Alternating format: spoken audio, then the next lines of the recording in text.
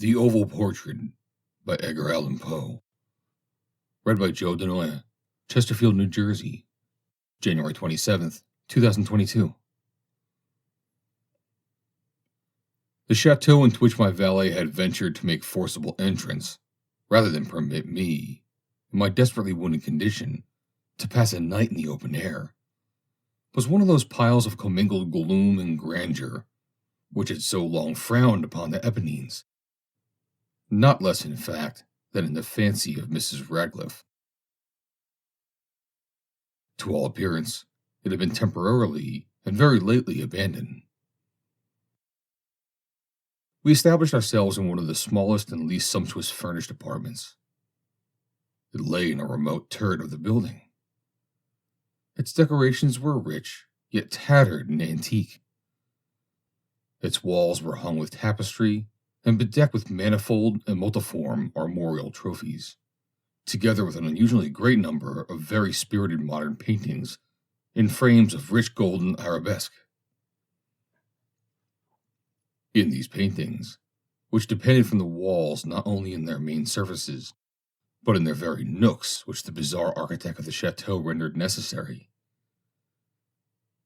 In these paintings, my incipient delirium, perhaps, had caused me to take deep interest, so that I bade Pedro to close the heavy shutters of the room, since it was already night, to light the tongues of a tall candelabrum which stood by the head of my bed, and to throw open far and wide the fringed curtains of black velvet which enveloped the bed itself. I wished all this done that I might resign myself, if not to sleep, at least alternately to the contemplation of these pictures, and the perusal of a small volume which had been found upon the pillow, and which purported to criticize and describe them. Long I read, and devoutedly I gazed. Rapidly and gloriously the hours flew by, and the deep midnight came. The position of the candelabrum displeased me, and on reaching my hand with difficulty, rather than disturb my slumbering valet, I placed it so as to throw its rays more fully upon the book. But the action produced an effect altogether unanticipated. The rays of the numerous candles, for there were many, now fell within a niche of the room which had hitherto been thrown into deep shade by one of the bedposts. I thus saw in vivid light a picture all unnoticed before. It was the portrait of a young girl just ripening into womanhood. I glanced at the painting hurriedly, and then closed my eyes. Why I did this was not at first apparent even to my own perception. But while my lids remained thus shut, I ran over in my mind my reason for shutting them. It was an impulsive movement to gain time for thought, to make sure that my vision had not deceived me, to calm and subdue my fancy for a more sober and more certain gaze. In a very few moments, I again looked fixedly at the painting. That I now saw aright, I could not and would not doubt, for the first flashing of the candles upon that canvas had seemed to dissipate the dreamy stupor which was stealing over my senses, and to startle me at once into waking life. The portrait, I have already said, was that of a young girl. It was a mere head and shoulders, done in what is technically termed a vignette manner, much in the style of the favorite heads of Sully. The arms, the bosom, and even the ends of the radiant hair melted imperceptibly into the vague yet deep shadow which formed the background of the whole. The frame was oval, richly gilded and filigreed in Moresque.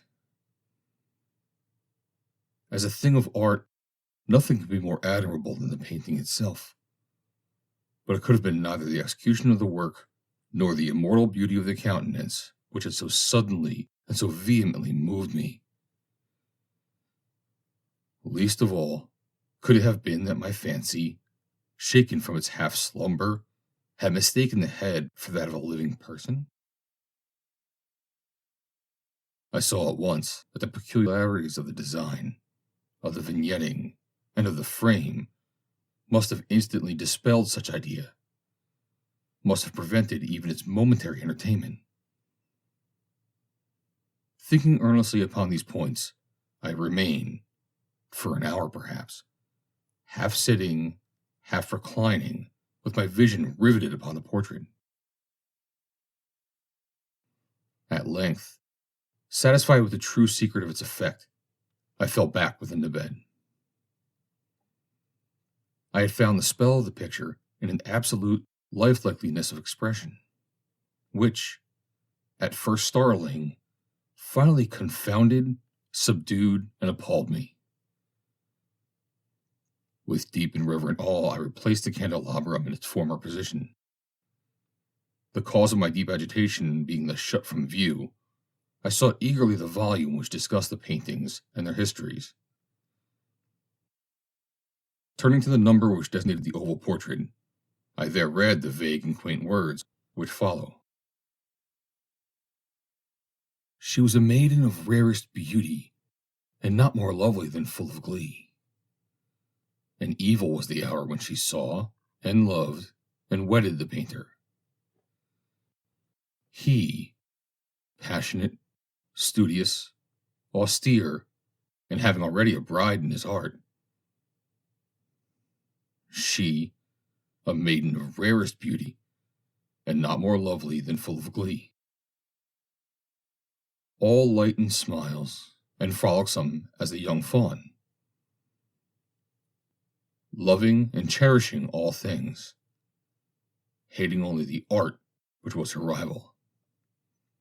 Dreading only the palette and brushes and other untoward instruments which deprived her of the countenance of her lover. It was thus a terrible thing for this lady to hear the painter speak of his desire to portray even his young bride. But she was humble and obedient, and sat meekly for many weeks in the dark, high-turreted chamber, where the light dripped upon the pale canvas only from overhead. But he, the painter, took glory in his work, which went on from hour to hour and from day to day. And he was a passionate and wild and moody man who became lost in reveries, so that he would not see that the light which fell so ghastly in that lone turret withered the health and the spirits of his bride, who pined visibly to all but him. Yet she smiled on and on, uncomplainingly, because she saw that the painter, who had high renown, took a fervid and burning pleasure in his task, and wrought day and night to depict her who so loved him, yet who grew daily more dispirited and weak. And in sooth, some who beheld the portrait spoke of its resemblance in low words, as of a mighty marvel, and a proof, not less of the power of the painter, than of his deep love for her whom he depicted so surpassingly well.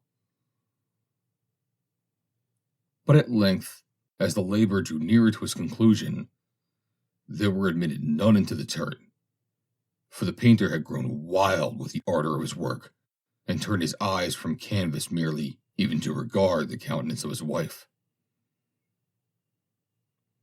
And he would not see that the tints which he spread upon the canvas were drawn from the cheeks of her who sat beside him. And when many weeks had passed, and but little remained to do, save one brush upon the mouth, or one tint upon the eye, the spirit of the lady again flickered up, as the flame within the socket of the lamp. And then the brush was given, and then a tint was placed. And, for one moment, the painter stood entranced before the work which he had wrought. But in the next, while he yet gazed, he grew tremulous and very pallid, and aghast, and crying with a loud voice, "This is indeed life itself!" turned suddenly to regard his beloved. She was dead. End of The Oval Portrait by Edgar Allan Poe. Read by Joe DeNoia. Chesterfield, New Jersey, January 27th, 2022.